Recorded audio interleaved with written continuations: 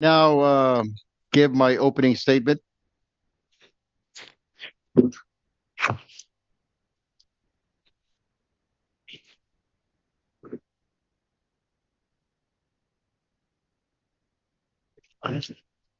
Mga kababayan, bilang bagong chairperson po ng Committee on Energy, isa sa aking pangunahing layunin ay tiyakin na ang enerhiya sa ating bansa ay abot kaya, maasahan at sapat para sa bawat tahanan, negosyo, motorista at industriya.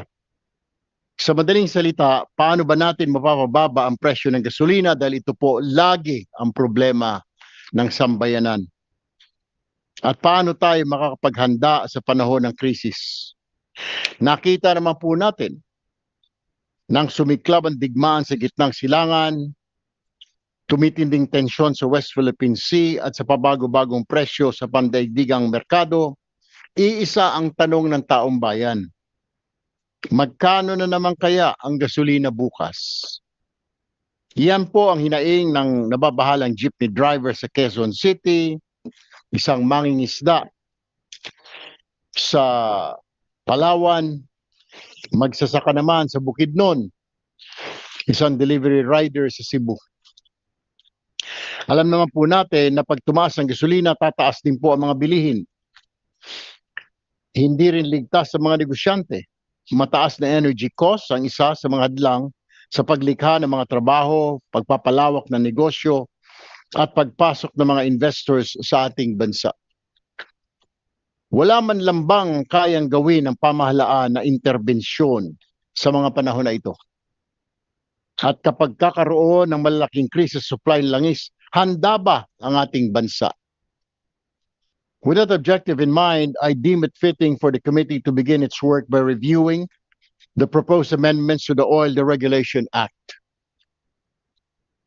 Uumpisahan po ng committee na ito ang pagbusisi, pagsilip, pag-review sa Oil Deregulation Act dahil napapanahon na po at hiling na po ito ng sambayanan na kailangang reviewin na po ang Oil Deregulation Law kung ito ay nararapat pa sa mga panahon ngayon. While we recognize the law was enacted during its time to promote competition and efficiency in the downstream oil industry, current issues such as recurring fuel price volatility, geopolitical tensions, and global supply disruptions warrant a careful reassessment of whether our existing legal framework remains responsive to current realities and continues to strike the proper balance between consumer protection, market competition, and investment. Pero ang mas masaklap na aking nadiskubre kamakailan, malaki pala naman ang tubo o kita ng ilang oil importers dahil sa oil smuggling. Kadalasan ay misdeclared ang quantity ng langis na ipinapasok nila sa bansa. Halimbawa na lamang, ang barko na may kargang 20 million liters na petrolyo, pero ang idideklara lang kasabwat ang ilang customs personnel ay 5 million liters. Para yun lang ang babayaran nilang buwis. Yung hindi idineklarang 15 million liters ay tubo o profit na nila. At hindi lang po yan. Dahil yung tax na binayaran sa customs para sa 5 million liters ay ipinapasa pa nila sa taong bayan sa pamamagitan ng value-added tax at excise tax sa mga gasolinahan. Therefore, I call the attention of the Department of Finance to the Bureau of Customs to check the payment of taxes by the following importers for the past several months versus the records at the Load Port Survey or LPS from the port of origin. In Cagayan de Oro Port, Felcor Petroleum and Petrol Holdings Incorporated. At the port of Cebu, the Petrilao Philippines and Smile Petroleum OPC. And in the port of Batangas, Powerfill. Take note, Committee Secretary, to invite the Bureau of Customs in our next hearing. In addition, the committee will deliberate on measures seeking to establishing a Philippine Strategic Petroleum Reserve or National Strategic Fuel Reserve to strengthen the Philippines during national emergencies and periods of extreme market volatility or supply disruptions. Taken together, the bills and resolutions under consideration seek to enhance transparency in fuel pricing, strengthen government oversight, establishing mechanisms to mitigate the impact of sudden oil price increases, and ensure that the Philippines is better prepared to respond to future energy crises. Sa huli, iisa po ang ating layunin. Isang energy sector na hindi lamang matatag at mapagkatiwalaan, kundi tunay nagsisilbi at nagbibigay proteksyon sa bawat Pilipino. Maraming salamat po at magandang umaga sa ating lahat.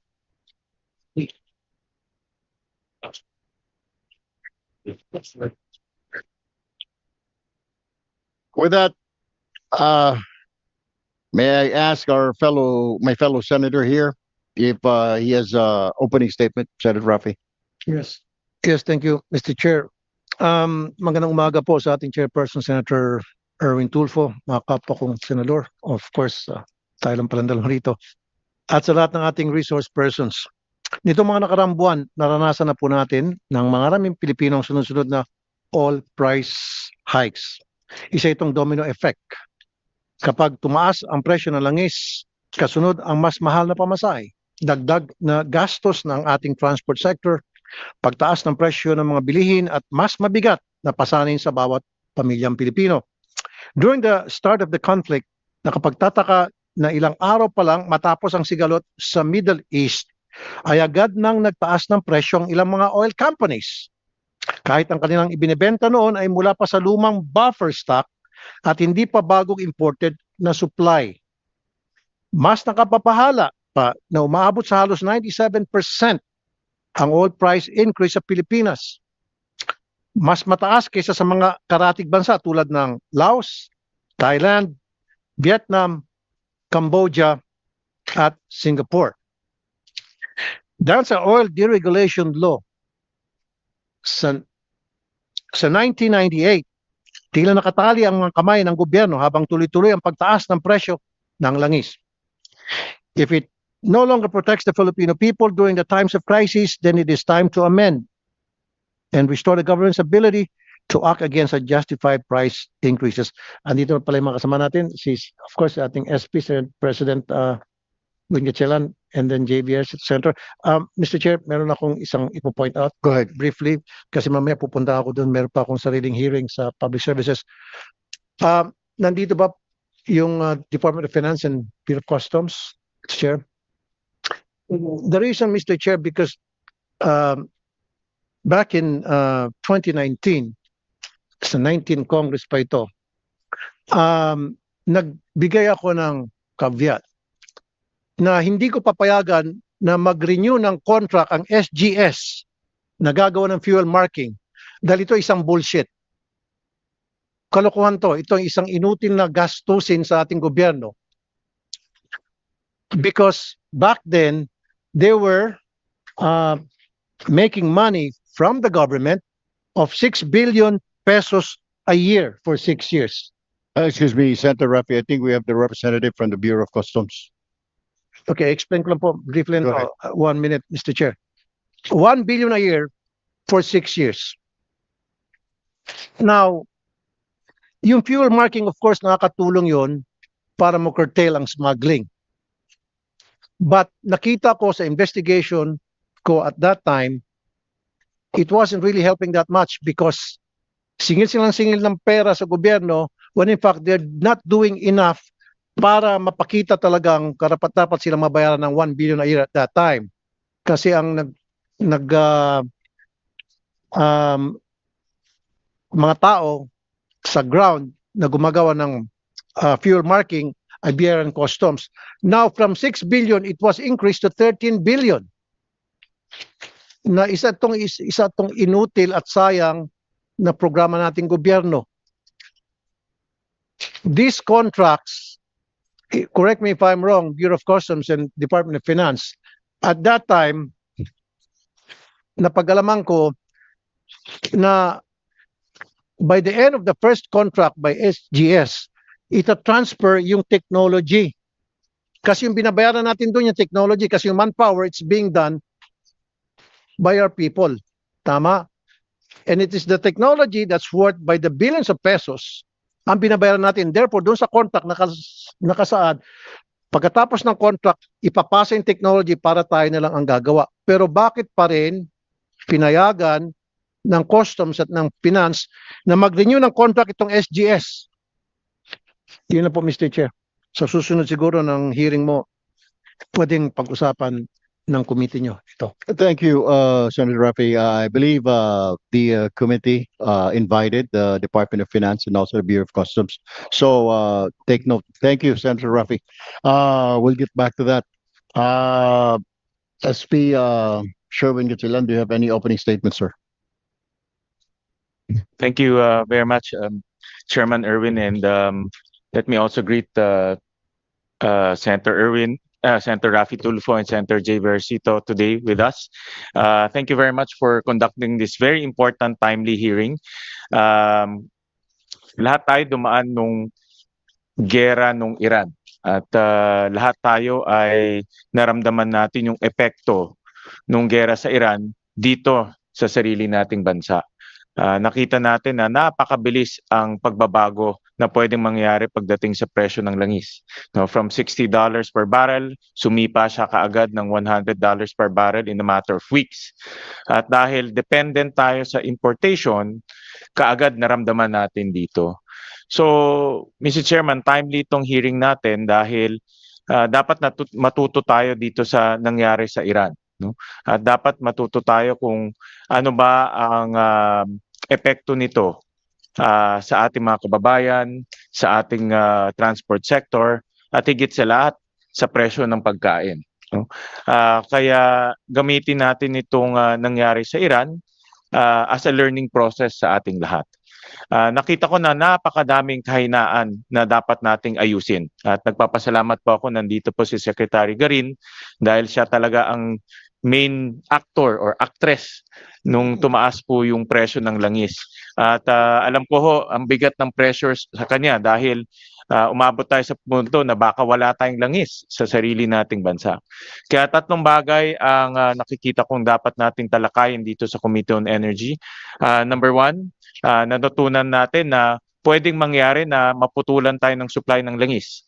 At dahil limitado rin ang ating capacity pagdating sa inventory levels, dapat pag-aralan natin kung paano pa palakihin ang inventory levels natin domestically. Tingnan natin kung paano nating makipag-engage sa private sector para palakihin ang inventory levels natin. Pangalawa, yung infamous replacement cost. No? Alam ko nung panahon ng pagtaas ng presyo ng langis at nagkaroon tayo ng hearing sa Protect Committee, which I chaired, Mr. Chairman, naging issue itong replacement cost dahil naramdaman natin pag mabilis ang pagtaas ng presyo ng langis sa abroad, ang bilis ng taas ng presyo ng langis dito sa ating bansa, ilang araw na lang tumataas. Pero pagbaba, ang tagal ng pagbaba, no? At yan ay naging sanhi ng napakadaming reklamo at pagkadismaya ng ating mga kababayan. At pangatlo, dapat rin ho natin ilagay sa ating isipan at direksyon na dapat maalis tayo sa addiction natin sa imported oil. No? Dahil ngayon, halos 100% po ng ating langis ay imported. At halos 90% galing sa isang lugar sa Middle East. Kaya kung nagkagera sa Middle East, kaagad tayo ang tinatamaan dito sa supply at sa presyo. So tingnan rin natin kung paano tayo makaalis sa tinatawag ko addiction to Middle East oil. At isang paraan dito yung mabilis na paggamit ng mga electric vehicles na meron na tayong batas. At dito nga sa Senado, kung merong isang example na gumagamit ng electric vehicles, yan po si Senator Jay Versito. Lahat po ng kanyang sasakyan ngayon ay electric vehicles. At meron na tayong batas. DOE rin nagpapatupad ng batas na yon. Kaya gusto rin ho namin malaman na saan na tayo sa pagpapatupad ng batas na iyon at paano pa natin pabilisin yung adoption ng electric vehicles sa ating bansa. So muli, Mr. Chairman, maraming salamat dito sa napaka-importante at timely hearing ho natin. Maraming salamat po, Senate President Gatchalian. Si SP Win Gatchalian po ay ang author ng Senate Bill number 641 o ang Act Institutionalizing Transparency in Philippine Downstream Oil Industry Amending Republic Act number 8479. We also have here with us today Senator JB Ejercito, ang Vice Chairperson po ng Committee on Energy. Senator JB. Thank you, Sen. Rafi. Good morning, Senate President with Gatchalian. Sen. Erwin Tulfo, sorry. At least kayo okay lang magkapalit. Wag lang kami. Anyway, magandang maga po sa lahat. First of all, thank you very much, Chair Erwin, for prioritizing this hearing as mentioned by our Senate President.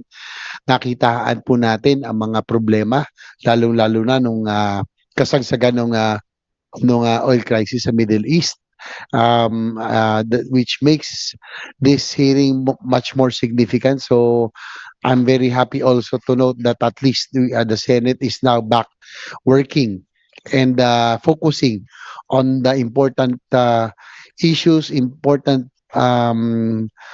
problems and challenges that our nation has to face, lalong-lalo na po itong oil crisis. And I'd like to thank also our Energy Secretary here. I know that she was very much stressed during the recent months. Sabi nga ng ating siya pong star, sabi niya hindi, bilin po ako. But because of her efforts also, at least we were kept afloat, no? Hindi tayo nawalan nung supply kasi nga during the hearing I remember when our Senate President was chairing, yun ang worry natin, bumaba na ng halos 40 na lang, yung 40 days na lang ang ating pong supply. So those were pointed out already by our chair, by our Senate President, and I'm hoping that of course our chair, the new chair of the Committee on Energy, will take the cudgels now and really push for the important measures that we have seen that needs much attention, no, lalong-lalo itong Middle East crisis. Marami po ang nakita natin na may mga kailangan talagang prioridad, lalo na po itong oil deregulation law, the need to review, and also siguro next will be the EPIRA, no? I think it's already about time that we amend these laws so that we can already adapt to the changing times, especially to the challenging times, no? Wala naman ho nakapag-predict ng mga ganitong problema. So with that, Mr. Chair, I would just be here to listen and to propound some questions later. And again, I'd like to thank Senator Erwin for prioritizing this this measure that really needs to be reviewed at the moment. Thank you, Mr. Chair. Maraming salamat. Thank you, Senator JB. But we will conduct a separate hearing on the EPIRA probably next week. Thank you.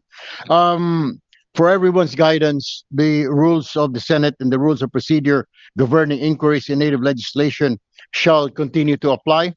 May we now request the Committee Secretary, Attorney Grace Ann Salesa, to acknowledge the resource persons and guests present today. Comsec. Good morning, Mr. Chair. Good morning, everyone. Allow me to acknowledge our guests and resource persons for today's public hearing. From the Department of Energy, we have Secretary Sharon Garin, USEC Yolita Inocencio, Attorney Beatriz Ann Ubendan, Attorney Monique Bugnosen, Attorney Paulo Angelo Kiming, and and also Attorney Rino Abad, Director Rino Abad. From the Philippine National Oil Company, we have Attorney Antonio Buenviaje and Attorney Janice Velasco. From the PNOC Exploration Corporation, Attorney Adrian Ferdinand Sugay. From the Department of Trade and Industry, we have Attorney Marvin Tandayu and Miss Jessica May de la Cruz. From the Department of Economy, Planning and Development, DepDev, we have Miss Kathleen Mangune, Mr. Bernie Magtalas, and Mr. John Marvin Suryo. From the Philippine Competition Commission, we have Ms. Franzine Foronda, Mr. Emmanuel Garcia, and Mr. Carlos Tolentino. From the Department of Finance, we have Attorney John Paul Alfred Cruz, Camille Ilao, and Jericho Cardona. From the Bureau of Customs, we have Attorney John Paul Cruz. From Petron Corporation, we have Ms. Karen Domingo. From the Pilipinas Shell Corporation, we have Timothy James Laurel. From the Philippine Institute of Petroleum, we have Ms. Nympha Villamayor. From the United Filipino Consumers and Commuters, we have Mr. Rodolfo Haveliana, together with Marcelo Texon, and also Francis Bob Alpas and Ryan Tanaman. Everyone has been acknowledged, Mr. Chair. Thank you, Committee Secretary. Parang napansin ko, may invitation po tayo sa Department of Finance. Wala pong representative in Department of Finance itself, the office, not from the Bureau of Customs. May we know, Committee Secretary, if we did invite separately the Department of Finance? What was the reason? How come they're not here?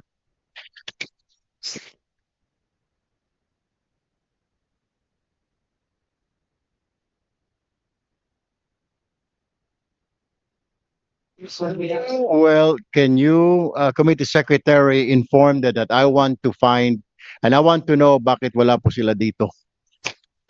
Please do follow up because kung akala nila biro-biro itong hearing na ito, a lot of people are waiting and we're trying to find a solution here pertaining to this problem about oil prices.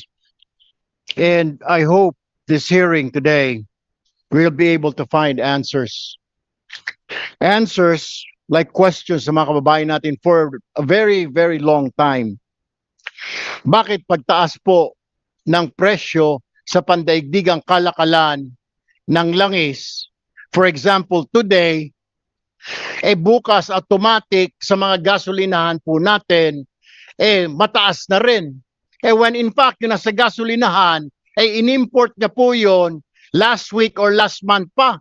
Bakit apektado kaagad sa pagtaas ng presyo sa pandaigdigang kalakalan yung nasa gasolinahan? Yun po yung tanong ng mga kababayan natin. Bakit po? Hindi po ba matagal na po yung stock ito? Bakit kailangan tumaas kaagad? Napakabilis. Tama po si Senate President Gatchalian. Pag tumaas ang presyo sa pandaigdigang kalakalan ngayong araw, bukas sa gasolinahan, sa lahat ng lalawigan, mataas na rin. And when in fact that was imported several weeks or months ago, stock na po yun. Dapat hindi po tumataas. Yung refill po nila noon ng gasolinahan, doon pa lang dapat tataas o yung susunod na shipment. Yan po ang gusto po nating sagutin ngayong araw. And I want answers from the Department of Energy and from the different oil companies. Ikalawa, pag bumaba naman po ang presyo, mabuti sana kung pag bumaba ang presyo ngayong araw, inanunsyo sa world market, sa atin next week pa, next month pa. At saka yung itinaas na 125, 150, ang ibababa 25 sentimos. Ano nangyari do sa 125? Hindi na may rollback. May rollback nga, sabi ng media, rollback. Pero talo pa. Dahil ang increase sa 150 per liter, ang rollback 50, naiwan yung piso. At hindi po natin napapansin.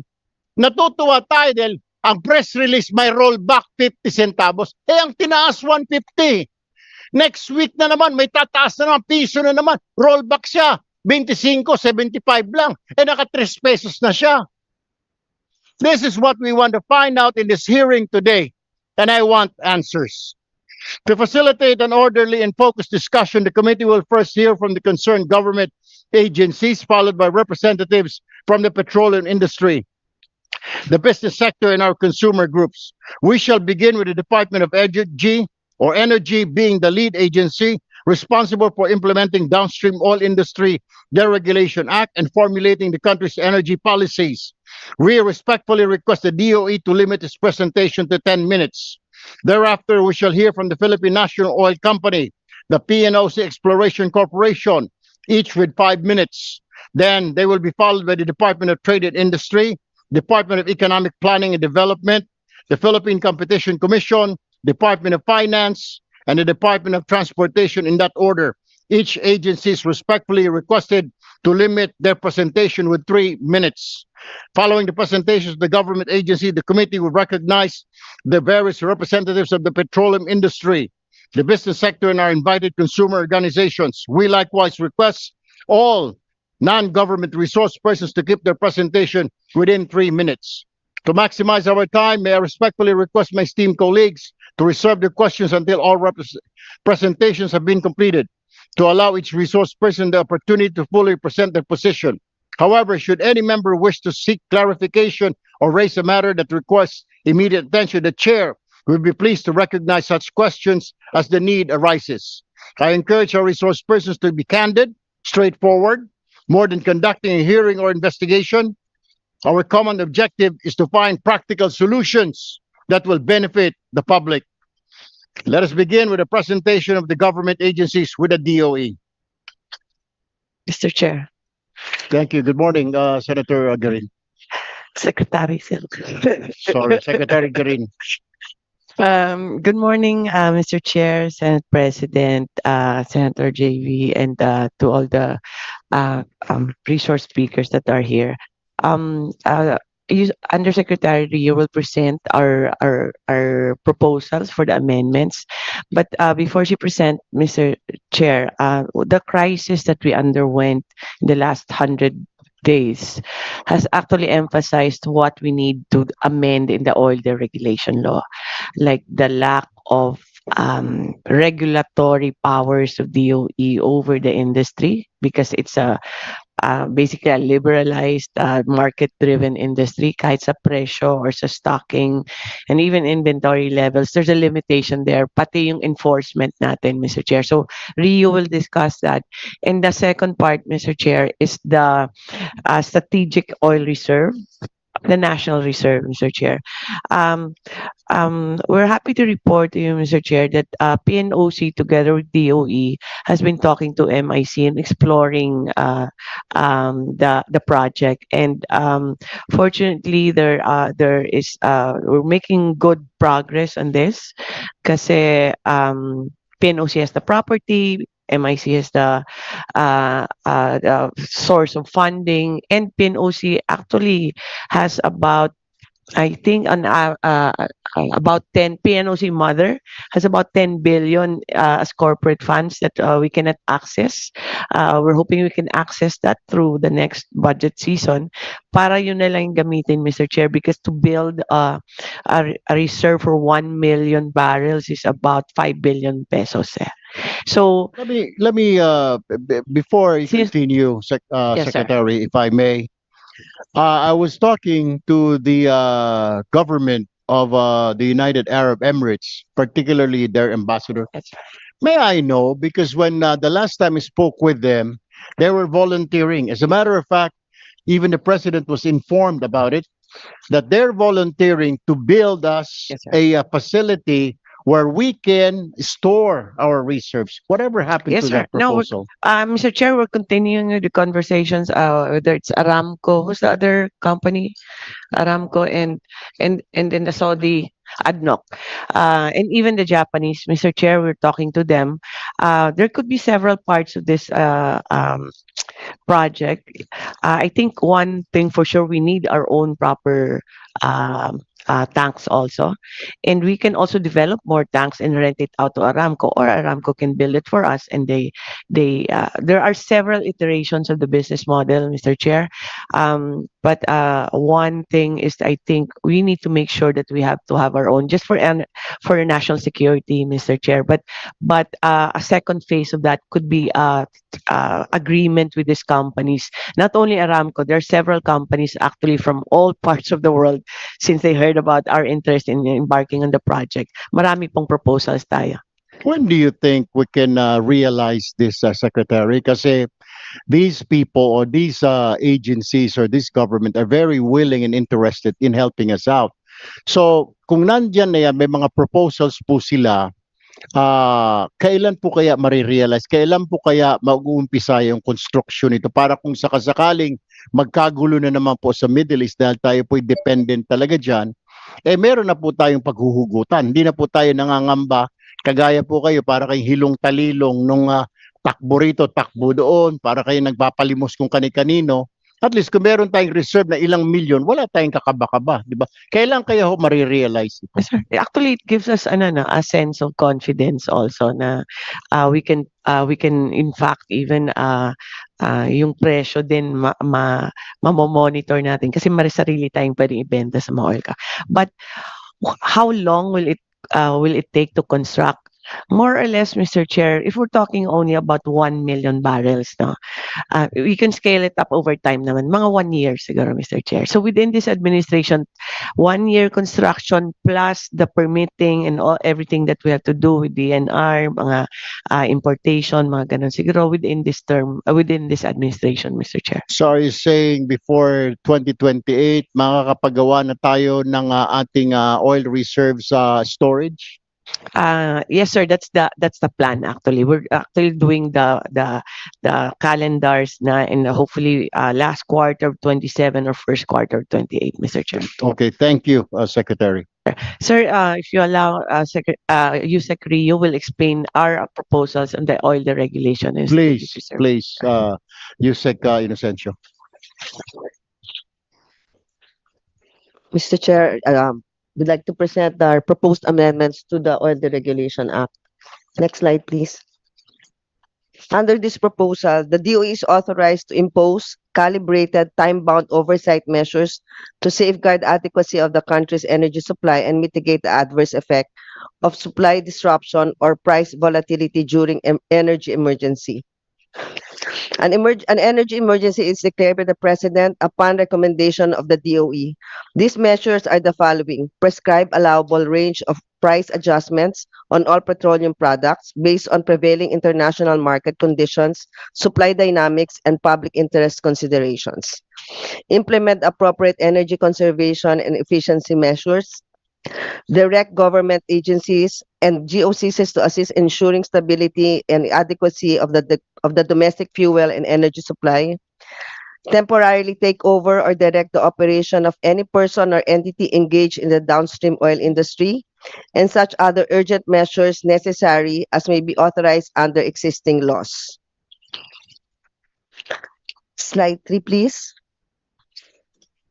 Under this proposal also, the Department of Energy may require all participants in the oil industry to report on the unbundled price of their petroleum products and such other annual special reports. The DOE can also deny, suspend, or revoke certificates, clearances, and permits. This authority includes issuing preventive suspension orders during the pendency of administrative cases or until the violation is corrected. The DTI, on the other hand, can serve as a primary safeguard agency in protecting consumer against unfair trade practices, hoarding, and profiteering. Excuse me, Yusek Inocencio, are you saying under the oil deregulation law that we have, pag may hoarding ng petroleum ang mga traders, wala kayong magawa? You do not have the powers to take control, to arrest, to seize those products? Yes, Mr. Chair, under the regulation, as it is the current draft, we can, in coordination with the Department of Justice, but we have to be a declaration of emergency. So are you saying, what if it's not an emergency under Secretary Garin? Can you answer this? I mean, dito pa lang agad may problema na ho tayo. In plain view, alam mo, meron kang information kayo sa DOE, may magre-report na meron nagho-hoard po doon na tangke-tangke ng gasolina, petrolyo, hino-hoard niya. At pagkatapos nakarating sa kaalaman ninyo, kailangan pa pong ng mga court order, hindi ka pwedeng pumasok, wala kang kapangyarihan to seize those items? Yes, sir. Yes, sir. That's the problem in the oil. So that's why when we issued show cause order, we had to use other laws, Mr. Chair.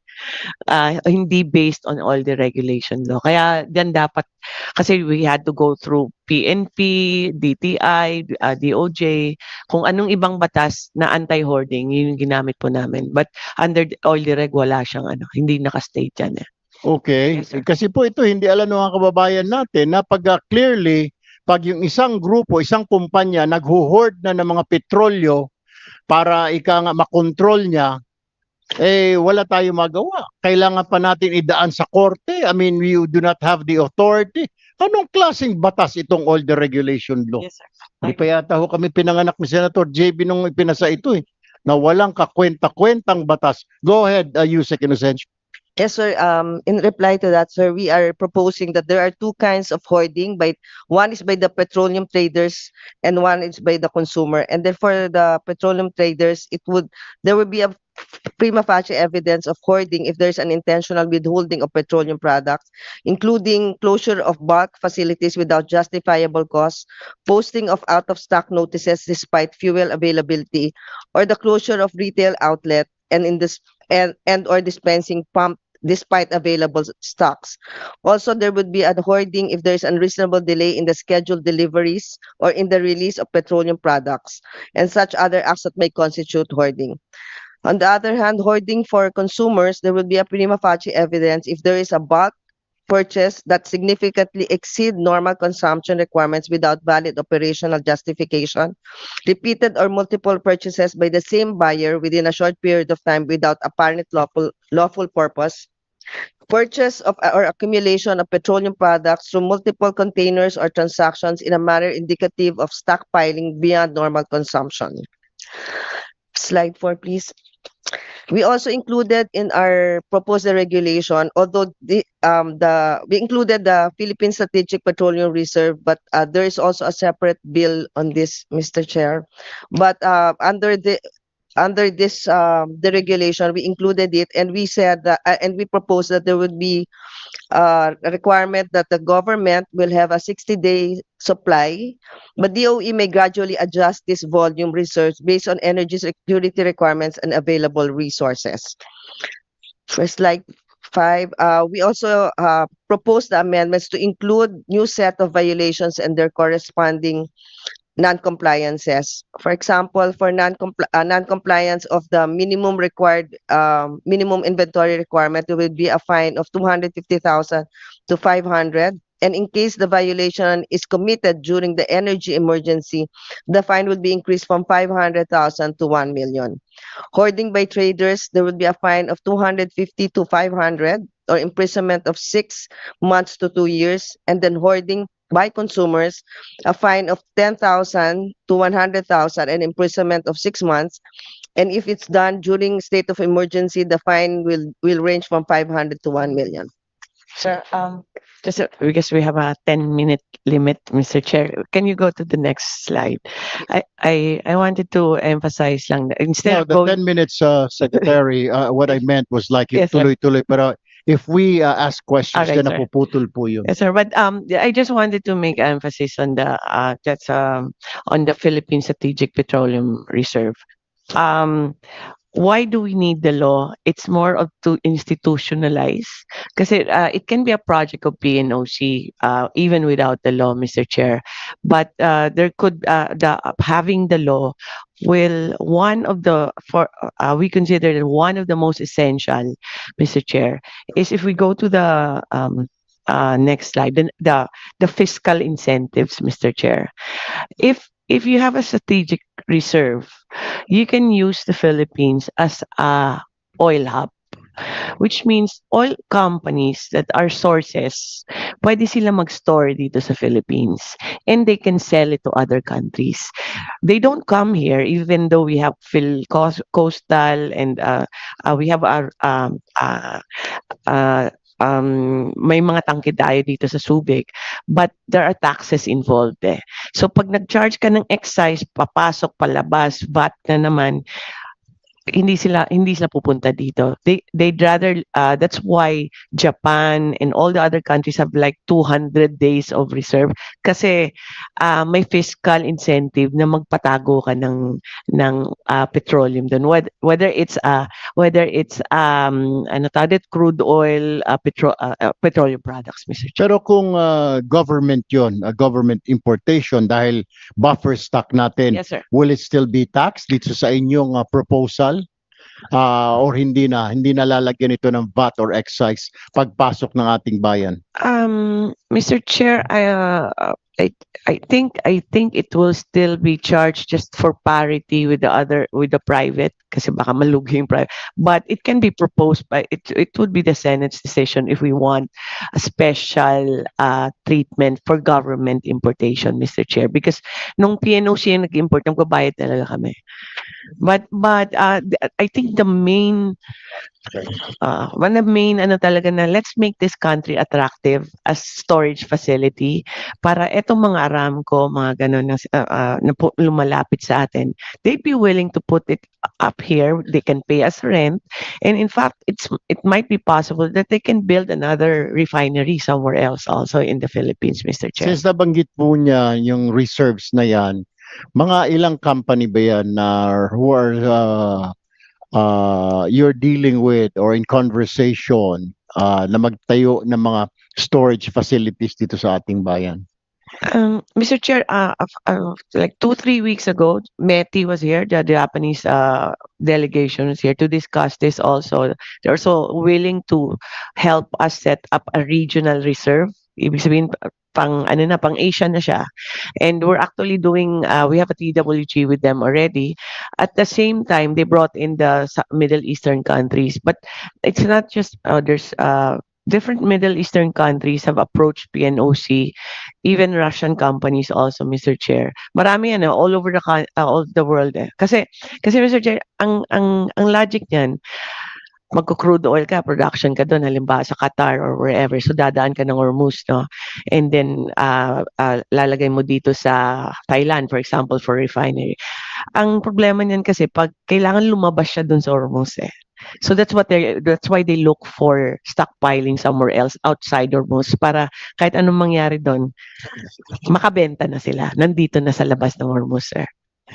Why the Philippines? I mean, parang napansin ko, you're talking now, 3-4 companies talking to us. Anong meron sa atin? I'm just curious na parang ika nga, is it strategic location? Is it because tingin nila mura yung magiging rent natin? Why do you think they're interested? I think, sir, they're also spreading it out. Meron sila niyan sa iba't ibang bansa din eh. So they're also willing here. Kasi maganda rin ang location natin. We're practically in the middle of, ang logistics niya, barko lang naman magdi-deliver eh, no? So ang logistics na mas madali. And also I think because we publicly announced it, and kusang lumalapit sila when they heard that Philippines is interested in putting this up, sir. I think they're on the lookout consistently naman para lang mailabas yung produkto nila sa region nila, sir.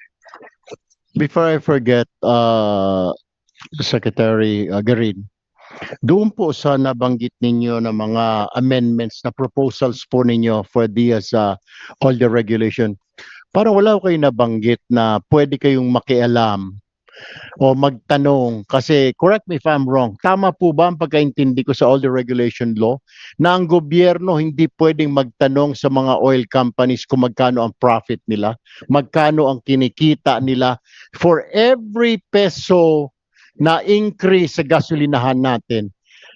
Parang wala hong ganun dito sa amendment ninyo. Sir, meron pa. We have included the power to require them to make the reports on their unbundled costs. But even prior to, the DOE has already issued 2 years ago a circular already requiring them, but it took a while for us to implement it because it was questioned. But now they're already Who reporting. questioned it? The participants, sir, but it has been resolved. They're already reporting. That's why we were able to make some we were able to already impose the range of increases and decreases during this emergency. Pero for now, pag may increase sila, hindi natin pwedeng pakialaman kung magkano. Kung kunwari 90% yung kanilang kita or tubo or profit, we don't have control kung magkano ang gusto lang i-profit? Is that what you're saying? Yeah, Mr. Chair, if you allow me, sir. Yes, sir. That's basically all the regulation. It's Yes, in sir. all the regulation law? It does not authorize or empower DOE to regulate the price, Mr. Chair. Who the heck passed this law? Parang ngayon ko lang po narinig. Sabagay, hindi pa po kami mga mambabata siguro nung naipasa ito. Diyos ko po naman, siguro kung dito na kaming tatlo, baka kami ho'y tatayo at kukontra dyan. Not allowing the government to interfere kahit na 90% na o 100% na kita or profit, hindi pwedeng makialam, hahayaan lang. Yes, sir. It's ridiculous, Secretary. Yes, sir. Yes, sir. Mr. Chair, that's why welcome yung declaration ng President ng energy emergency because we could use the emergency powers. Kaya tsaka na lang kami naka-dictate on the increases or adjustments, no? Pero before that, Mr. Chair, inulit-ulit namin tong oil deregulation. It was the spirit of the law at that time. I think during its time no 1998, baka yun yung kailangan para i-liberalize yung market. But times are changing and I think your committee is the right track na i-review na to. Pero nung panahon na yun, hindi naman malalaki ang pera ng tao, ng mga consumer, malalaki ang sweldo. Pero, I mean, allowing these companies, this corporate, I'm sorry ha, but I mean, I know this is business. Pero kung the government cannot already control how much profit, kung 100% na profit niya na, sobra-sobra na yung profit niya per liter, kawawa po yung taong bayan. We also have to take a look at our consumers. I don't know how this law was passed. This law was passed. Siguro it's really high time, and I don't know if my colleagues here will agree with me. It's really high time. If we don't have to review this law, basura na ho natin dahil talagang wala hong kakwenta-kwenta sa punto ko po eh. The way I'm looking at it right now. Anyway, that's all for me. SP Gatchalian, do you have any further question or Sen JV? Well, thank you, Mr. Chairman. I think marami tayong natutunan dito sa Iran crisis, no? And I think ang pinaka-importante dito is to learn from those weaknesses and amend the law if necessary. And I can see that the DOE actually learned from those weaknesses and proposed some amendments to the deregulation law. Now, the deregulation law was created precisely because we want to attract private capital to go into the oil distribution, importation, distribution business so that government can already get away from that. Dati kasi gobyerno lahat no? And PNOC lahat, Petron, pero ngayon private na. Para sa akin, it's okay to attract private capital as long as hindi naaabuso rin ang ating consumers. Kasi kung unabated, especially wala tayong visibility on the pricing, wala tayong visibility doon sa kanilang cost components, talagang kung anong gusto nila i-charge sa consumer natin, i-charge lang nila yon. And especially right now, that almost 100% of our oil imported. So in other words, dependent talaga tayo sa price. Government should have certain amount of power to regulate prices, even though it's in a deregulated environment.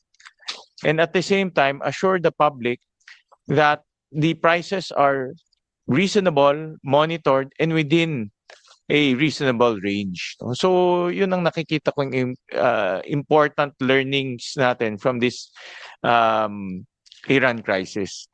At the same time, we can also encourage them to stock up some more. No, whether government and private, or just private. Ang importante ngayon is to make sure that we incentivize entities to stock up. Kasi actually, I have to give credit where credit is due. Si Secretary at that time, talagang everyday sina-assure niya yung public, meron tayong 40. Of course, gusto natin mas maraming inventory, pero at that time, agawan talaga eh. But I have to give credit to Secretary Garin na hindi tayo umabot sa punto na nawalan tayo ng langis. No? There was a time talaga, akala ko mawawalan tayo ng langis eh. No? Magrarasyon. No? But I have to give her credit na hindi nangyari yun sa atin. But the learnings there is, we need to increase our inventory levels, whether onshore, offshore, whether it's physical inventory. We need to have some mechanism to assure the public that in times of crisis, meron tayong supply na pumapasok. So those are the two things that that we need to work on. And we need to work on fast because any crisis can happen again tomorrow, next month, diba, kailangan mabilis tayo ngayon o umakto. Mr. Chair, if I can, ano lang, sa power kasi, sa electricity, kami yung policy making, pero merong ERC that determines the price. Sa oil, wala po, sir. There's no entity or regulator on the price. It was left for competition. No, meron tayong PCC ngayon na mapantay. If you remember, sir, kasi konti lang naman yung competitors dati. Ngayon, we have very good local companies that are in the industry already. Kaya I think that's the gap. Senate can look at it at ganun yung trajectory na gusto natin, na a certain degree of regulation on the price.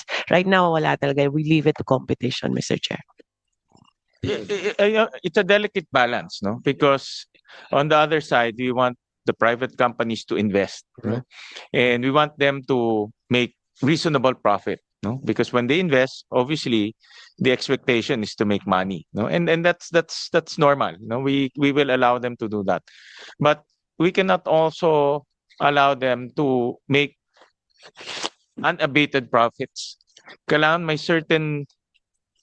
certain regulation or regulatory powers on government, especially during times of crisis, wherein we will assure the public that the oil companies or the private sector is not abusing the situation, because the situation is ripe for abuse, and we have to assure the public that government is on top of things. And that's where I'm coming from, whether during times of crisis or whether the entire year or even outside of the crisis, yun ang dapat natin tignan. Hindi lang during crisis, kasi may mga times rin na hindi naman crisis pero ang fluctuation masyadong malaro, no? So the point I'm trying to make is government should have a certain degree of voice and regulation and visibility on the pricing, so that meron tayong confidence na hindi tayo inaabuso, no? Before I pass this to Senator JV, kung meron siya mga questions. Tama po yun, for everyone here to know na hindi naman po kami kontra sa negosyo, of course. Tama po yun, I mean, investors. Pero yung without limit po, na nakikita na po ng taong bayan na walang magawa ang gobyerno sa walang habas na pagtaas, walang habas control na sobra-sobra po yung profit, wag naman hong ganun. I mean, and then you mentioned kanina yung ERC. Isa pa po yan siguro sa next hearing po natin about power naman. Na siguro kailangan, it's high time for the ERC to also check siguro kung tama pa ba yung yung electricity rates po natin. Kasi may alam po ako doon po sa amin sa Palawan na yung power cooperative po doon, taas po ng taas, brownout naman ng brownout. Okay lang ho yung magbayad ka ng mataas na kuryente, tuloy-tuloy yung serbisyo, pero kung tuloy-tuloy din naman ang brownout pero taas pa ng taas, parang hindi naman, nakakahiya naman, di ho ba? So we really have to really review this, yung IPIRA law siguro. Senator JV, if you have any questions. Thank you, Mr. Chair. It was pointed out by our Senate President earlier and the Chair that one of the things that really came out during the crisis, yung pong fuel reserves, no? And it was mentioned by our good secretary that there really is a need to increase, no? Kasi hindi naman natin iniisip ito, no? Until this crisis came about, no? Japan has a 250-day fuel reserve, tayo po nasa 60 lang, I understand. So Secretary, tanong ko lang, doon po sa plano ninyong to build these reservoirs or fuel reserves, how many days po yung mga ilang days po yung target natin para po tayo at least we feel secure? Mr. Chair, the current proposal is 60 days. That can be increased also eventually, kasi we have to consider ang presyo din, because construction pa lang yun, yung 5 billion ng tangke. Wala pa yung goods dyan. So, and then currently, the total available storage of the country, of the private, is up to 60 days lang siya. So, ang plano sana madagdagan natin ng 60 pa with the with aside from reserve. the Yes, sir. private companies who have about 60 days, we will have our own na another 60 days. So mga 120 days total. So yung 5 billion po, the cost, that's for how many liters? That's for how many days po? 1 million barrels is good enough for about 5 days, Mr. Chair. Kaya Marami. maraming billion So yan. that's about 12 eventually. 12 million barrels kailangan natin for 60 days. So ilang ano, kasi pag marami ng zero, nahihilo na ako pero mga ilang total nun, that's And Mr. Chair, that's exponential. Ano? So the idea is, let's just have the companies store it here instead na tayo magbabayad ng inventory. Facilities ng atin as much as possible. So we can have our own minimum na ilang days, pero we can also have other companies store it here and have a condition na kung in case of emergency, dapat may mariretain dito sa bansa, Mr. Chair. how long to build for example itong mga 1 million barrels capacity kasi kailangan na po natin to, no? We've been talking about it with MIC, PNOC, and the oil companies. So, siguro, yung 1 million na yan, mga 1 year ang construction. The rest will follow kasi ang importante may port ka, tapos may mga linya na para para i-connect ang mga tangke sa port mo. So that I think we can do in 1 year, the initial. I think the private companies would do this better, pero the rest can just follow year on year, dagdag lang tayo ng dagdag, Mr. Chair. It's a good thing that you mentioned that, Mr. Chair, no? The Secretary mentioned that it's not just mere building the reserves alone. Kailangan natin yung ports and the other reserve facility and the other support facilities. Being also the chair of the chair of Committee on Finance and also the one that would defend the budget of the DOTR, which includes support, siguro po kailangan by this time we have to have a coordinated already plan for this, no? Para if we have to take this into consideration during this next budget hearing so that we can have this already dapat po makapag-take off na yan this year given the importance, no? Because nakita na po natin importansya po niya itong nangyaring crisis. Ang tanong, what's music to my ears, Mr. Chair, dahil nga po sa pinoproblema namin ng ating Senate President, yung ating pong, because of our economic growth this year na medyo mabagal, our very limited fiscal space, kala ko kasi medyo definitely this will cost. Pero maganda sinabi ni Secretary Garin, hindi po sila manghihingi ng budget, no, to build this because she will have to source she has already seen where to source, no, like sa PNOC meron po tayong 10 billion that can be tapped and be used here, and probably Mr. Chair, Mr. President, yung pong ating Maharlika Fund, no? Ito naman tong mga to, walang talo ito eh, no? It can be used here, probably doon sa, siguro tanong ko na rin po, Mr. Chair, with your indulgence, so po sa NGCP, from what I know, yung shares dapat, although another topic, one of the intentions of the Maharlika Funds was to acquire the shares of yung entity owned by the Chinese State Grid Corporation. So are we still pursuing that? Tsaka gusto rin na malaman kung paano nagamit yung tong wealth fund na ito, itong Maharlika Fund, because I think, Mr. Chair, with the itong sa energy sector, doon po sa reservoir pwedeng gamitin yan, with the NGCP, wala naman ho silang talo, and that would be advantageous to the government kung magagamit ang ating pong Maharlika Fund for this. Mr. Chair, there's the PNOC corporate funds that can be made available. Kailangan lang ng GAA instructions yan na pwede siyang gamitin.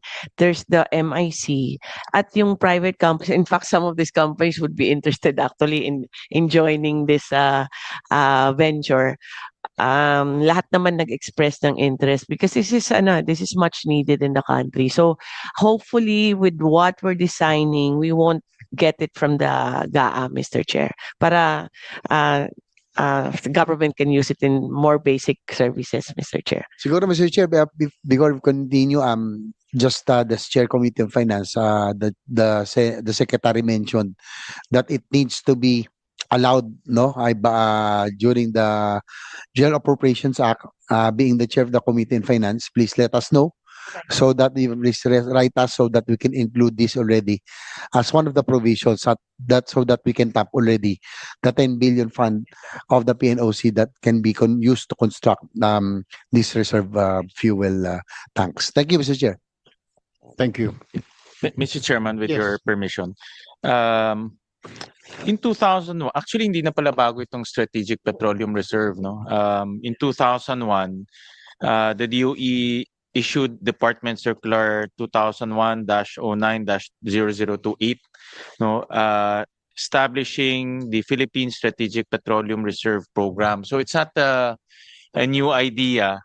And during those times, there were talks on embarking on a feasibility study as well comprehensive research.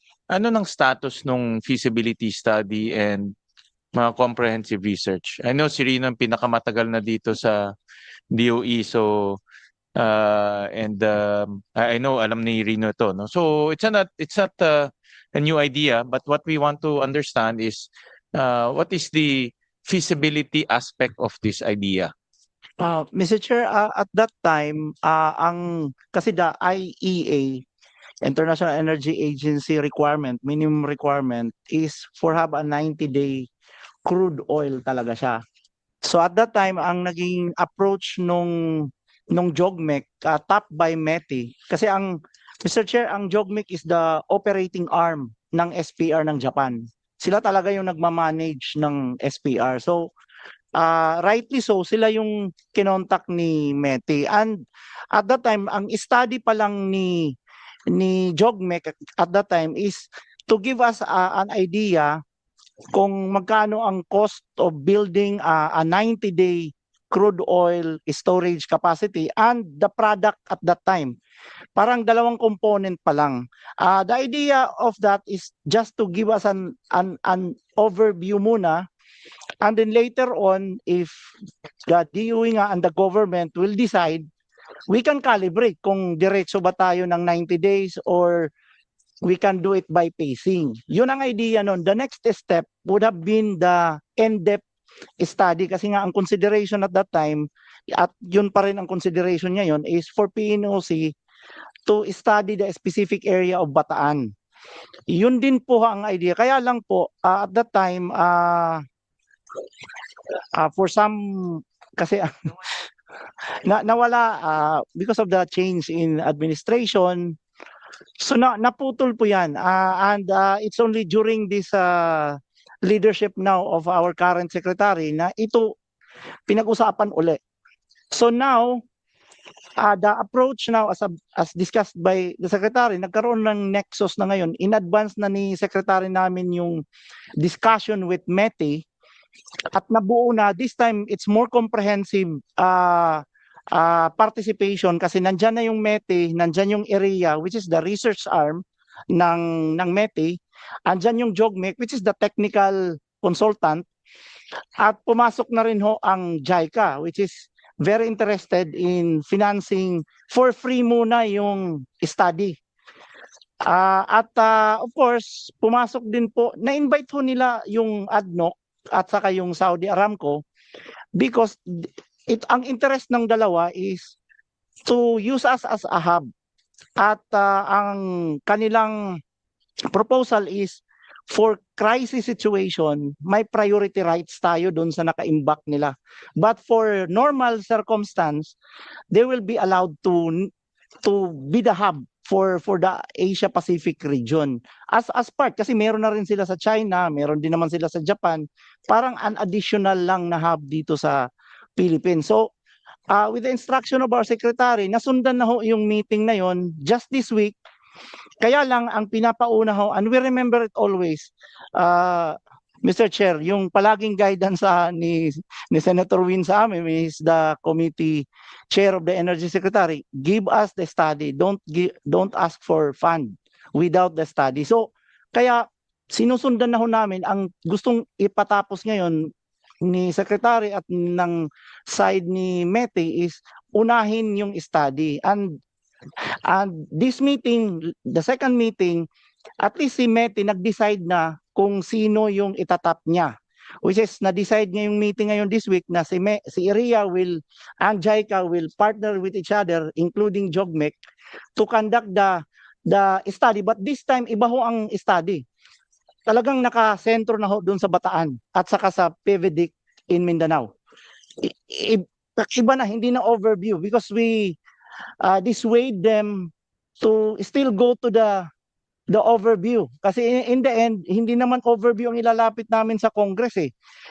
yung talagang proyekto doon sa Bataan at proyekto doon sa PVDIC, just in case. So yun na yung pinapasentro ngayon. At masusundan na po ito nung scoping. Yun na ho ang ilalatag next week na meeting. Yung scoping ng schedule ng team, ng SPR team. Kasi may create si Secretary na Strategic Petroleum Reserve team, counterpart na ng Philippine team, doon sa METI team ng Japan. So, naka-pipeline na ho to, Mr. Chair. Ang pray lang namin, even if there will be a change in administration, we hope sana na makontinue. This can only be done if we have the law. Pag wala ho yung law, puro lang tayo circular. Well, chicken or the egg, Director Rino, dahil itong Strategic Petroleum Reserve, it's not gonna come for free. No, Yes. there's a cost to this. In fact, yung mga estimates, if ito benchmark lang, no, for $80 per barrel, for every 30 days, it's about 30 to 35 billion. More or less lang, more or less. For obviously, pag 60 days, doblehin mo yun, 70 billion. Pag 90 days, it's 106 billion. So we're talking about 106 billion worth of inventory inside the country. No, so hindi siya maliit na pera. No, in fact, pag PNOC will be the one undertaking this, pagdating ng budget season, lalapit yan kay Finance Chair JV Hercito, he has to defend. PNOC needs to defend why they need 100 billion pesos. No, kung meron man 100 billion sila in order to store petroleum. So in other words, we will need to see the economics and the financials. In a best case scenario, sana kumita siya. No? Sana kumita siya, meaning we build the tanks, we put the inventory, or somebody else will put in the inventory, and we make money. But this is also a strategic policy direction. So meaning we also have to weigh the strategic value of this project. No? So kaya ang pinakamagandang mangyari moving forward is to have that feasibility and financial study as soon as possible. We're very supportive on this concept, but we also need to see how much the government will spend, and if ever government will make money, or government will break even, or government will not make money, but we will have that assurance of having a petroleum reserve. So all of these things should be carefully studied and weighed. No? And the sooner we have that, the better. Mr. President, and Secretary, and Attorney Rino, I believe in my last conversation with the ambassador of the United Arab Emirates, I don't know, correct me if I'm wrong, and I think you have to consult with them on this, kung tama yung pagkarinig ko, because he was saying they will build this for free. Oo, sila ang gagastos. That's what he was saying. Yung maghanap tayo ng lupa. So that's just, but with the other secretary, with the other companies you're talking about, METI, may money out tayo dito. I just wanted to distinguish first, yung atin, yung national reserve natin, and we're also selling our area to be the regional hub. That's why there's interest from METI and also from the ASEAN. Ito yung ginagawa ng METI ngayon na they're doing silang gumagastos, pag-study, bringing all the experts. Ang funding ng project, that's I guess that would be part of the results of their study, no? But that's why also they brought in etong mga Middle Eastern companies kasi ito yung willing maggumastos din. There are different types of setups na pwedeng natin gawin, na tayo mag-build sa kanila yung inventory or sila mag-build ng lahat sa kanila rin yung inventory, or it can be a mix of any of those. But that's why I'm trying to distinguish from our Philippine Reserve and then the regional hub reserve. Kasi yung Philippine Reserve, I think we need to really have some of that just to make sure na meron tayo under our control, mga ganun. And then there's the strategic hub, which can be the lucrative business for the Philippines. One thing is why the government has to have its own tanks. Now PNOC has about 1.6 million barrels. Times 159 liters yan yung per barrel. We're paying for rent na pinapatago natin yan ngayon. We don't want to unload pa hanggang the emergency is not lifted. Pero gastos din yan But instead of paying hundreds of millions for the storage, pwede naman na atin na lang pala yung storage. And that's the idea, sir. Now let's keep it. We have our own area, and then the extra, our local companies will be willing to use that also. Mr. Chair, Go ahead. that's no. I'd like to thank our secretary for prioritizing this. No, tsaka it's a good welcome development that she's already exploring and talking to these big oil companies that they will spend for this fuel reserves, yung mga depot. Alam nyo, during this time, yung palapit ang budget season, kaming chair ng finance, allergic kami dumikit sa mga secretary Kasi ito yung panahon na humihingi lahat But this time, sabi nga ni Secretary Garin, hindi kami hingi. And I would like to commend them for at least gumagawa siya ng paraan na at least kinausap yung mga oil companies for them to build or for them to come in and build this oil reserve. So malaking bagay po yan. Thank you, Mr. Chair. Thank you, Senator JV. Comsec, who's next to present?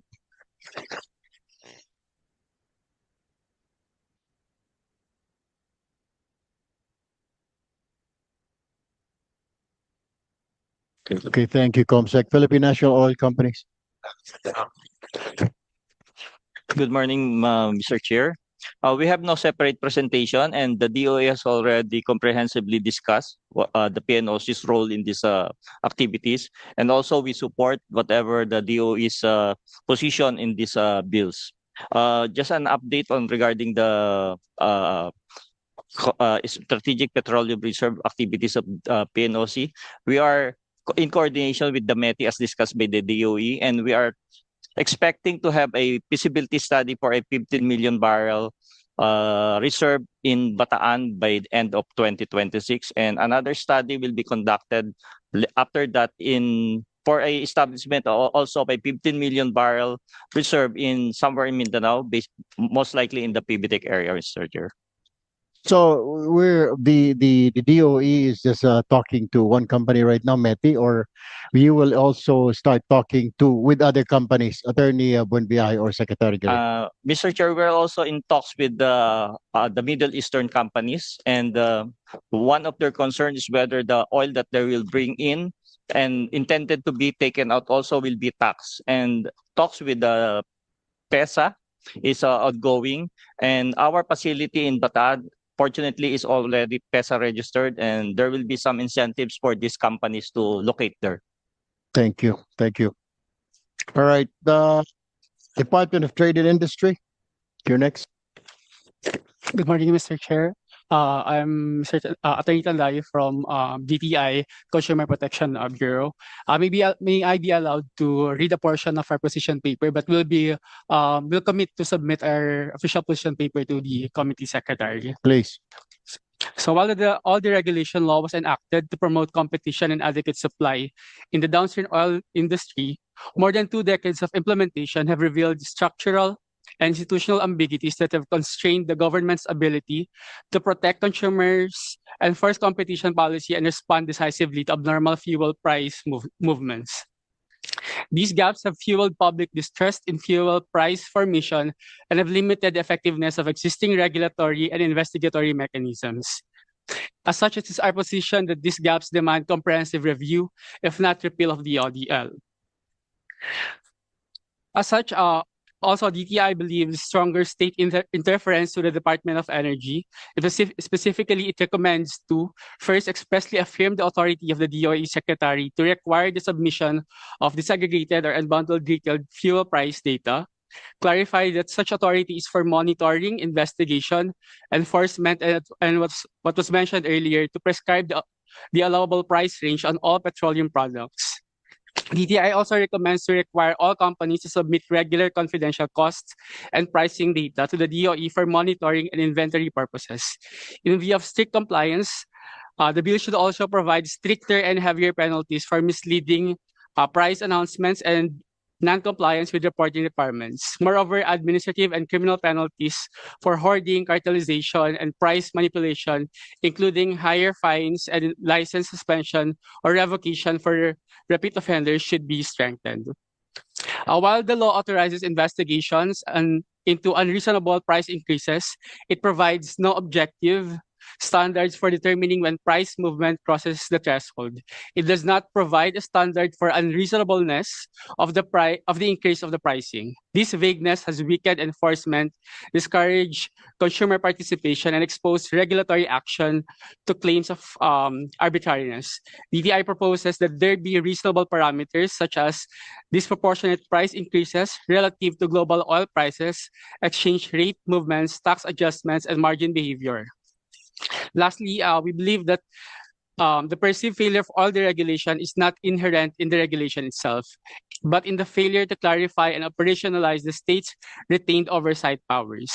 DTI believes that by addressing the identified ambiguities through amendments and well-defined regulatory standards, the government can strike constitutionally sound balance between market freedom and consumer protection. Thank you, Your Honor.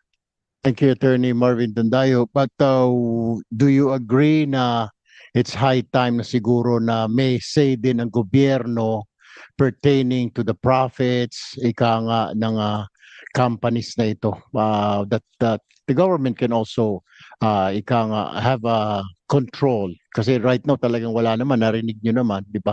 So all the regulations. So you stand here, you're agreeing to this na magkaroon tayo ng review of this deregulation law. Definitely, Mr. Chair. Thank you, Attorney Tandayo. Yeah, yes, Secretary. My apologies, Mr. Chair.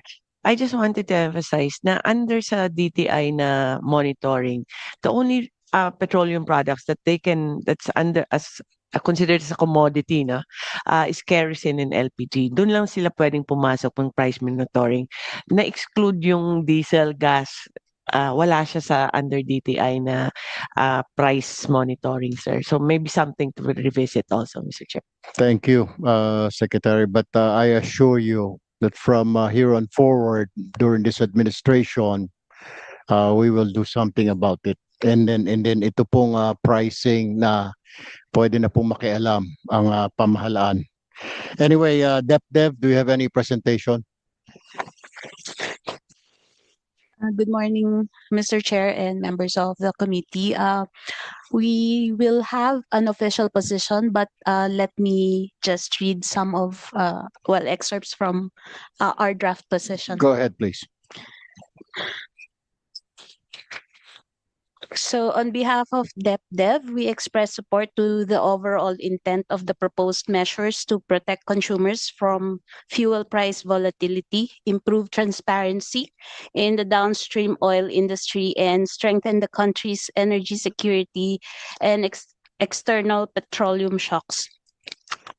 Nonetheless, we believe that repealing RA 8479 will not by itself address the main drivers of domestic pump prices, which are largely influenced by international crude oil prices, foreign exchange movements, global supply disruptions, among others. Instead of repeal, DepDev recommends strengthening the existing framework. This includes stronger price transparency, disclosure of or unbundling of fuel price components, strengthening the DOE to improve market monitoring, closer coordination with the Philippine Competition Commission, and better consumer protection against unfair practices. On the proposed strategic fuel or petroleum reserves, we support the objective of strengthening national energy resilience, especially given the country's exposure to external supply shocks, geopolitical risks, and volatility in global oil markets. We agree with the Senate President that any strategic reserve be based on sound economic and financial studies and designed under a risk-based, sustainable, and well-governed framework. A state-led reserve would require significant capital investment, recurring operation and maintenance costs, inventory financing, stock rotation, specialized procurement, and strict governance arrangements. So in summary, DepDev supports the objectives of consumer protection, fuel price transparency, and energy security.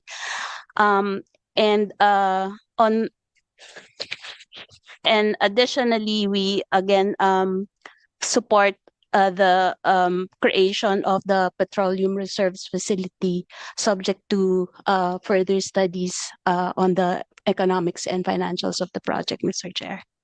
Thank you, Representative from DepDev. Philippine Competition Commission, do you have any presentation or any statement?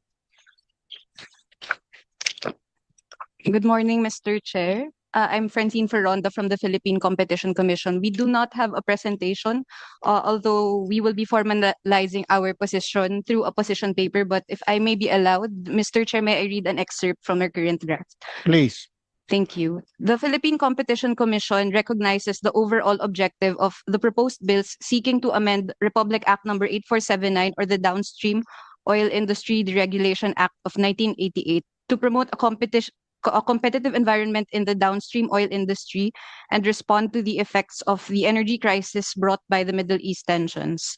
Furthermore, the Commission recognizes the need to implement long-term measures to maintain reasonable fuel prices and respond to energy shocks or supply chain disruptions, which trigger volatility of prices in the global oil markets. The Commission notes that the proposals for a permanent strategic emergency energy stockpile is a forward-looking response to the ongoing crisis and will protect consumers and cushion the economy against severe supply shocks. Thank you, Mr. Chair.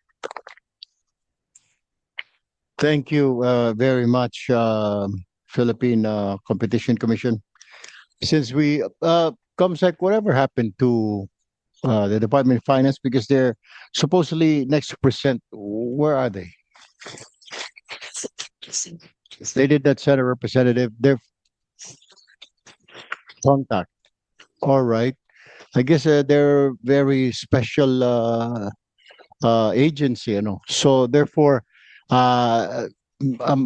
we might want to send them a subpoena so that they will be forced to attend in our next meeting or next hearing. Hindi naman po pwede ito na hindi po nila papansinin yung invitation, because they're important. We want to find out yung mga revenues. We can talk about revenues. How much money is the government making or losing from what is happening right now? So I want you to, I guess, issue a subpoena to the Department of Finance. And they should come here. If they refuse, then so be it. Thank you. Next to present the Department of Transportation. Do we have representatives from the Department of Transportation? COMSEC? Sorry. Were they invited though? Were they given enough time? Same thing, send a subpoena to the Department of Transportation. Who's next to present, COMSEC? Okay.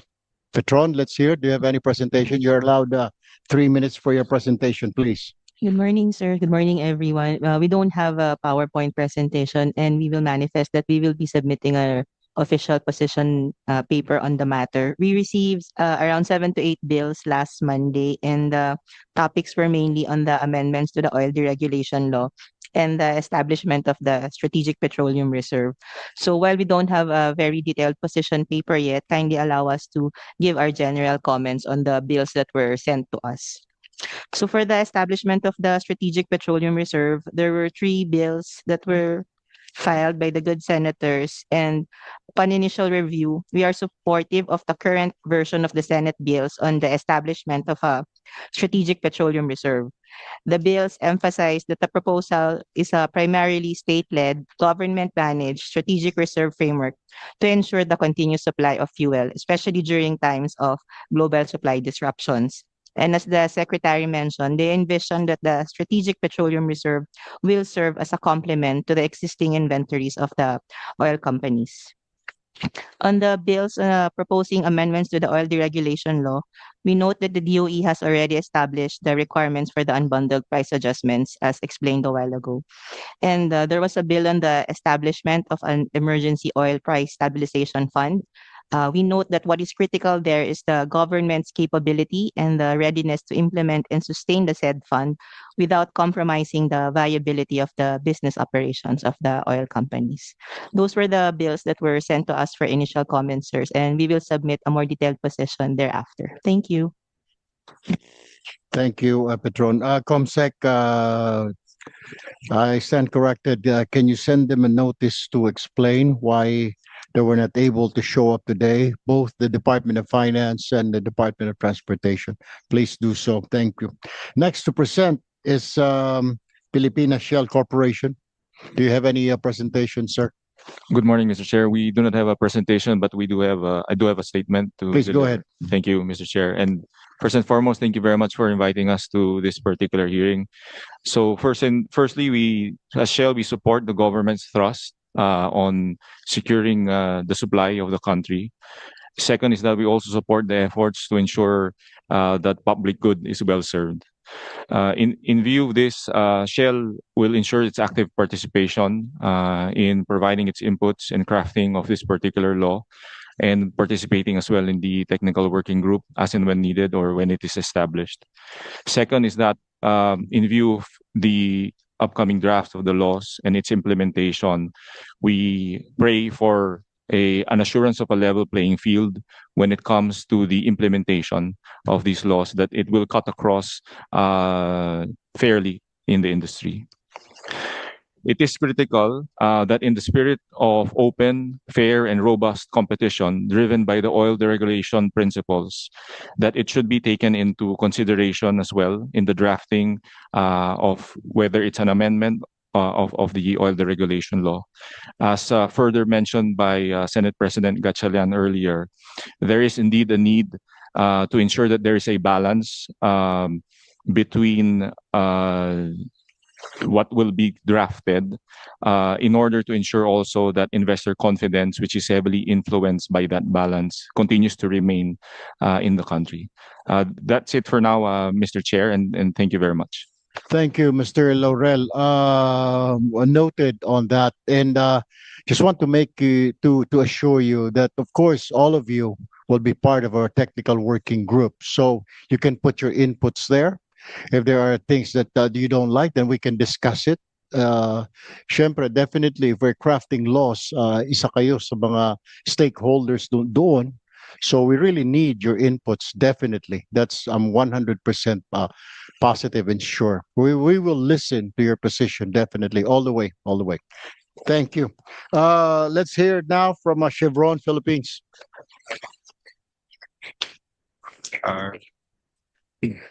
Good morning, everyone. So, sir, for Chevron Philippines Inc., so our position on the amendment or the repeal, so we still support a market-based downstream oil industry framework complemented by strong competition law enforcement, and then targeted time-bound government interventions, and then enhanced transparency mechanisms that would not distort supply incentives. And then for the Strategic Petroleum Reserve proposal, we are also supportive of the government's initiative. We are also part of the technical working group from the lower house in coming up with the what do you call this? The PSPR House bill. All right, thank you, Mr. Joel Gaviola. Next to present or Phoenix Petroleum, are you here? Phoenix? All right. Philippine Institute of Petroleum, are you here? Yes, good morning, Mr. Chair. I would just like to manifest our general support to the 8 proposed bills, which are the subject for the hearing to this morning. But we will be submitting our position paper to your office maybe within the week or early next week. And then we would like to generally we support the intention of the bills, especially on the establishment of the Strategic Petroleum Reserve. We believe it's about time, and we commend the authors of those bills and the strong push of our department secretary to make it realistic now or realized now, because it will really strengthen our energy security and make us more prepared in any fuel supply disruptions. We also generally we support the amendment of the oil deregulation law. It's about time to review the law as well, especially on the things that the PIP has advocated in the past, level playing field as mentioned by Mr. Laurel, and fair trade practices.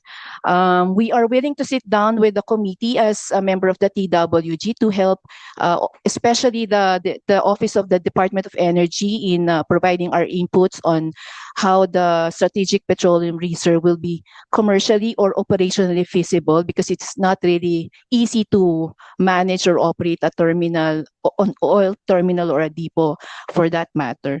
We also support the bills on the price transparency and the fair trade practices.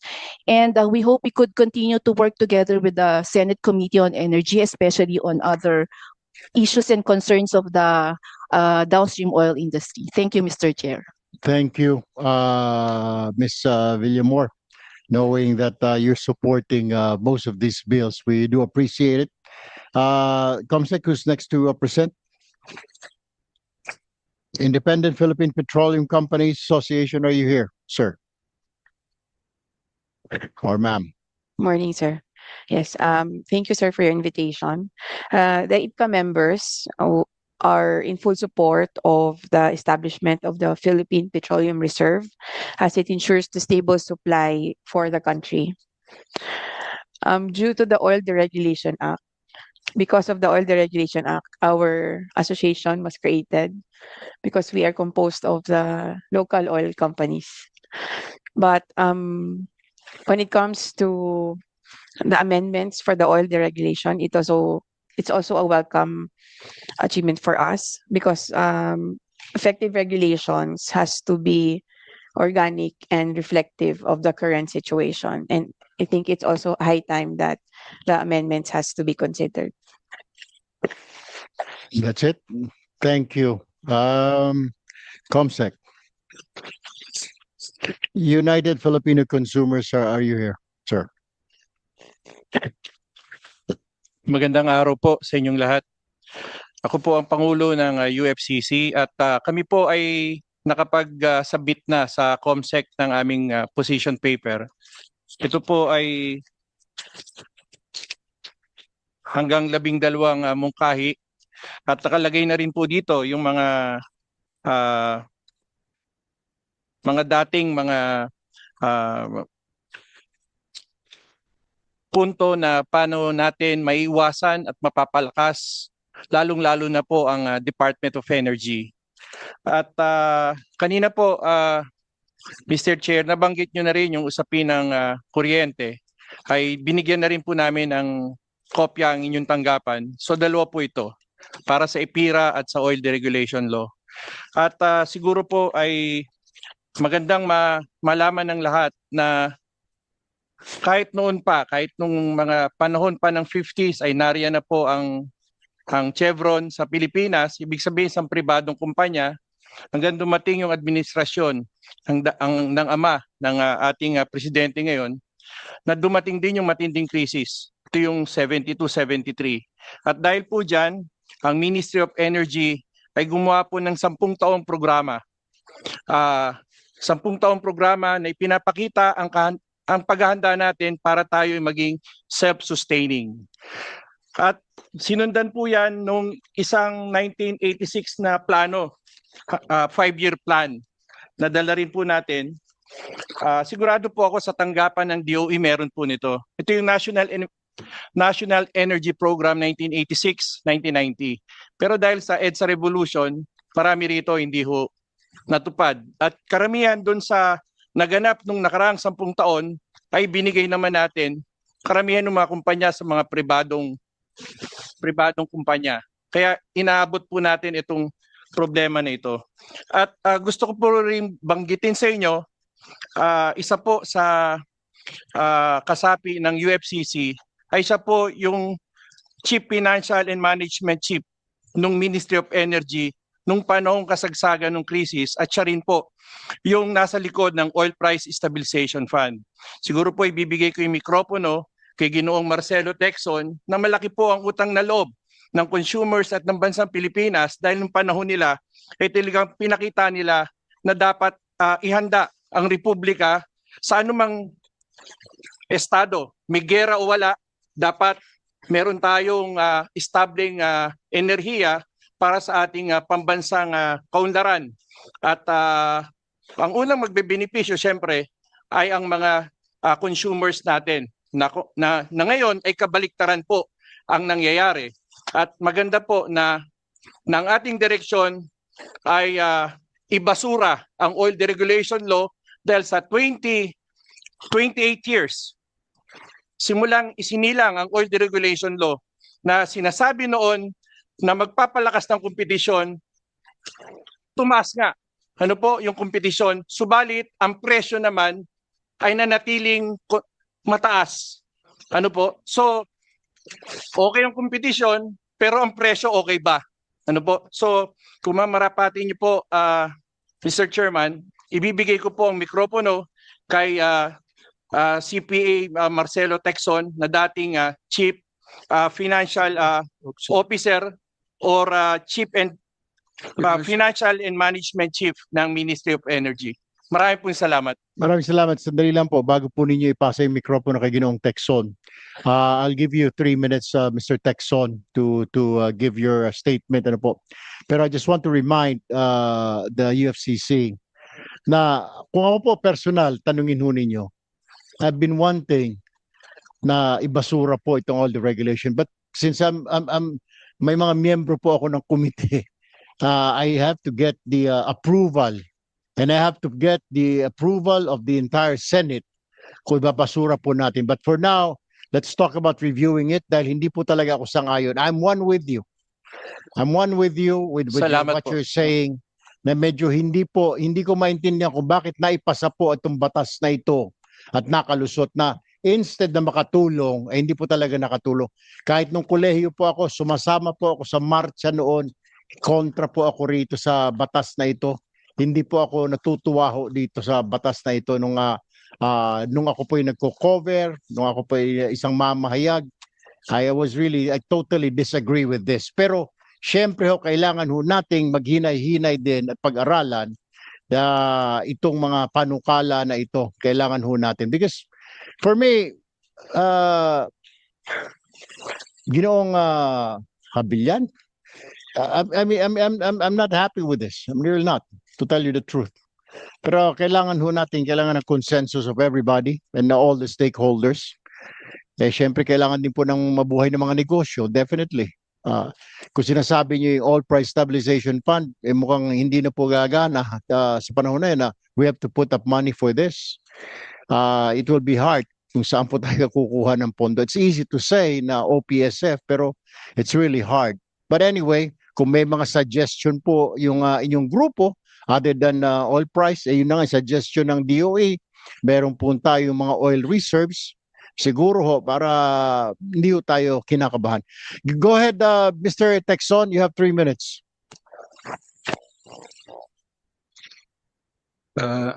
Salamat sa pagkakataong binigay sa amin. Before I talk about regulation versus deregulation, let me answer first the two concerns that were aired earlier. The one is about oil smuggling. Actually, there is a simple solution to this.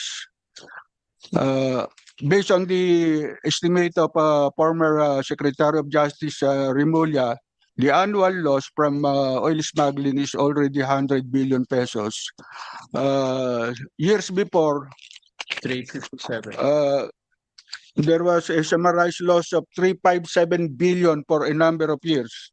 It's published. This is in my position paper. Now, what is the simple solution, which I have been recommending through emails and through hard copies of position papers submitted to legislators? But I doubt if this reaches the legislators themselves. They may have been filed just by their staff. This is the simple solution.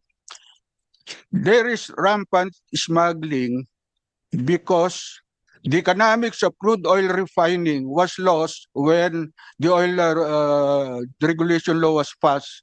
It became more economical for oil companies to import finished products than to refine crude oil. As a result, Caltex with the crude oil refinery in Bawan, Batangas, immediately closed its operation. And then I just learned lately, even Shell stopped its operation. So there is only one oil refinery operating right now, and that is Petron Corporation, the company where I worked as a controller before I went into early retirement to go into business. Now, what is the simple solution that I'm saying? If we will restore the economics of crude oil refining, our importation will be in the form of crude oil. Crude oil is not usable in the market. It has no market because it has to be refined first. Unlike gasoline, unlike diesel, this can be purchased by direct consumers. But in the case of crude oil, this will have to go to the refinery first. And there is strict control there.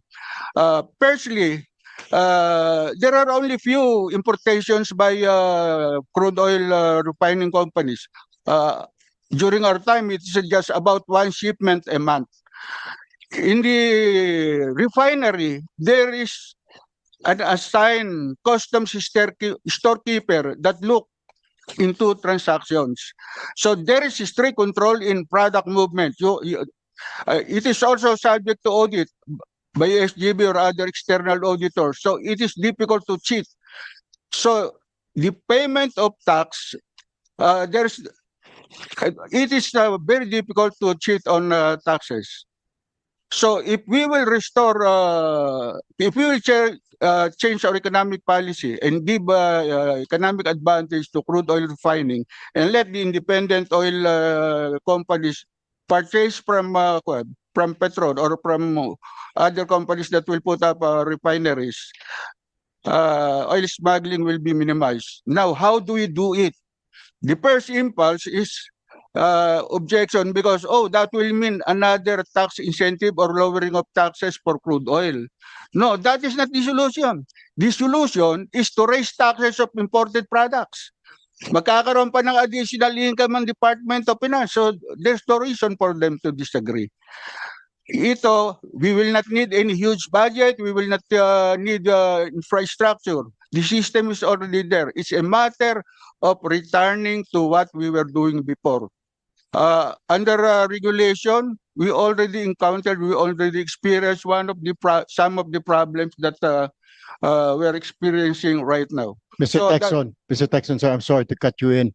Your time is up, but that's a very good input. That's a very, very good point. Can you include that in your position paper and submit it to the committee secretary so that we can review that? We can put it, incorporate it when we start talking about crafting this law. I do appreciate your opinion and your inputs right now. Please submit it to the committee secretary, your position paper. Thank you, sir. Because we're due to limited time, we really have to finish this hearing, sir. Thank you. There is one more. No, it's okay, sir. Just put it in your position paper, and we will look into it and carefully study it. Thank you, Doc. Thank you for your opinion. Bureau of Customs. I like what Mr. Texon is saying here. I want to call your attention, sir. I mean, you arrived late, so I just want you to take a careful look in Cagayan de Oro Port, for example. There's this Felcor Petroleum and Control Holdings Incorporated, and in the Port of Cebu, Petrilao Philippines Smile Petroleum OPC, and in Port of Batangas Power Fill. You may want to check, sir, because I've been hearing and I have intelligence reports claiming na ito po mga ito ay nagmi-misdeclare po ng kanilang load, ng kanilang quantity, which is very unfair for other major players here who are paying correct taxes, di po ba? Ang ginagawa po nilang SOP po nila with kasabwat po ng ilang tauhan po ninyo, they misdeclare the quantity of their load. For example, yung barko po ang dala po is 15 million liters. Ang i-declare lang is 5 million. So 10 million po hindi na po binabayaran. So unfair naman po sa other major corporations natin, Petron, Shell, Caltex, etc. That is very unfair for them and other small players. So could you please take a look at this? And then malalaman nyo po yan kasi may in cahoots po sila sa ilang port officials natin sa Bureau of Customs. You can check that on the Load Port Survey or LPS from the port of origin. Kasi nadodoktor po eh.